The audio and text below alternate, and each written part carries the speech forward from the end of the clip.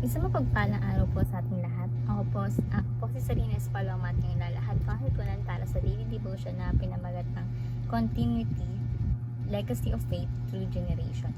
So, last series of 7 marks of a healthy family. Yung number 1 po, 7 marks of a healthy family is culture, love, respect, obedience, communication, open and safe environment, community, meaningful moments together, and number 4, cash, team stewardship and financial freedom. Number 5, commitment, family devotion and discipleship. 6, conflict resolution, Christ-centered approach. And lastly po is continuity, legacy of faith through generation. So, yung scripture po natin ngayon is 2 Timothy chapter 1 verses 5.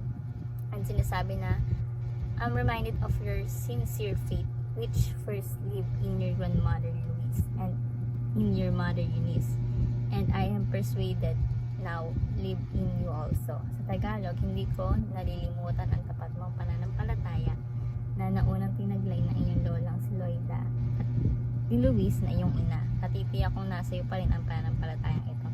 So yung katuruan po natin ngayon is number 1, faith in Christ is the most valuable inheritance. So yung pananampalataya natin at paglilingkod natin sa ating Panginoong Jesucristo, yung pagtatapat natin sa Kanya, yung pagsunod natin sa Kanya, sa mga sinasabi niya, sa mga utos niya, no? Yan yung magiging kayamanan daw po natin sa susunod na henerasyon. So, ang tunay na kayamanan ay pananampalataya at pagsunod sa Panginoong Jesucristo, no? Ang ganda nung minsan madalas na nangyari na yung grandparent natin is tapat sa Panginoon, no? And sa pagiging tapat nila, namamana ng kanilang anak, and yung mga ina is namamana ng kanilang mga apo, namamana ng anak at ng apo, no? So minana natin yung magandang kultura na naagis na nila. And yung kung yung parents mo is hindi mananampalataya at ikaw lang yung Christian sa family mo, first generation, asahan mong magtapat at maglingkod ka sa ating Panginoong Jesucristo. Magpatuloy ka sa pananampalataya. So, kapag po nangyari yun, is expect mo na yung mga anak mo is soon, in future, is may influensyahan mo. At yung mga apo mo is may influensyahan mo din, no? Yun yung inheritance nila, yung valuable inheritance.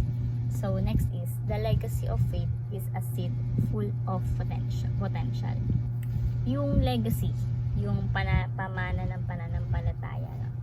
Isipin mo, yung buto na yun, kapag tinanim mo, hindi lang siya basta halaman, puno, no? Expect na natin na Amazon forest, no? Kumbaga, ang dami nun, no? Ang daming puno, halaman, nagsama-sama, no? Full of potential, no? So, ayan po yung pananampalataya, yung seed of faith, no? And full of potential. So, yung pinamuhay mo yung pananampalataya mo, yan yung seed of potential, no? Kapag nasaling mo yun sa iyong mga anak or sa iyong pamilya, hindi mo alam kung gaano karami yung may kinabang. Kaya nga po sabi ko, no, kapag tinanim mo yung isang buto, para pag tumubo yan is parang Amazon forest talaga. Napakadami may kinabang, no? So, next is how we shape our family culture shapes the future. Sinasabi dito na kung paano natin hinuhubog ang ating kultura ng ating pamilya. Yan po yung magbibuild o maghuhubog ng ating kinabukasan ng ating pamilya. Kapag paulit-ulit ginagawa, like nagiging lifestyle na yung pananampalataya, sama-sama panalangin ng pamilya, no? Nagiging kultura na po yan, diba? And what you shape the culture, you shape the future.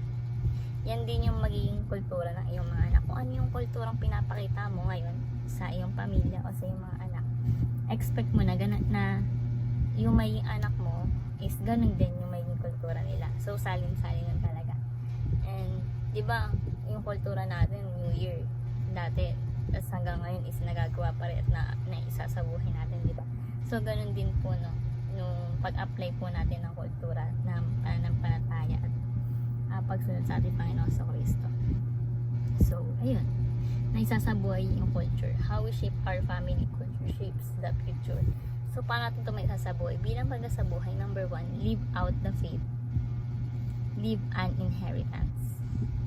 So, kapag yung pananampalataya mo is pinamuhay mo, you're leaving inheritance, children in your children's, no?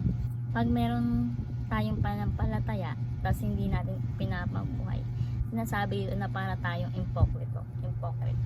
Kasi, isa kang Christian, ba't mo kakahiya, di ba? So, ipamuhay natin yung pagiging Kristiyano. So, live out the faith and live an inheritance. Next is, disciple a child, influence a generation. Pag dinisciple mo yung anak mo, ikaw mismo, yung anak mo mismo makaka-influence na napakaraming katulad ng kabataan ngayong henerasyon. Katulad sa buhay natin, kapag na-disciple tayo, tapos tayo is na-influensya natin yung kaibigan natin, yung pamilya natin, kumbaga na-share natin yung word of God, yung mga natutunan natin sa church, diba? Ganun po.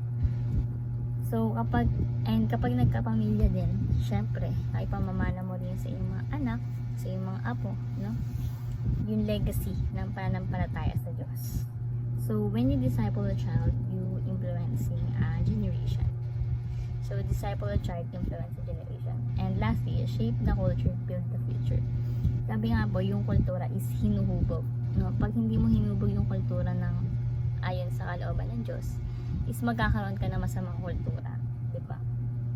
Like, pag yung kultura mo is, yung magulang mo is, nagnanakaw, kung ano yung nakikita ng anak, is gayahin. So, ayun yung main kultura niya, paglaki, di ba?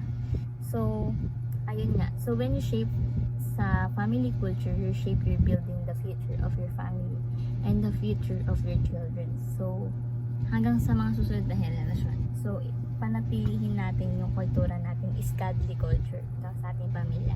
So, continuity.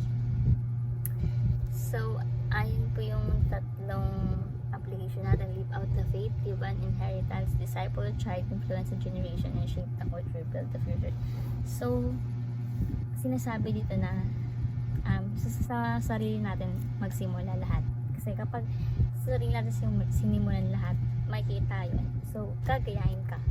So, maging mabuting halimbawa tayo sa ating pamilya. No? Kasi, kung ano yung culture na nakikita sa'yo, ayun na yung main culture sa henerasyon. Diba?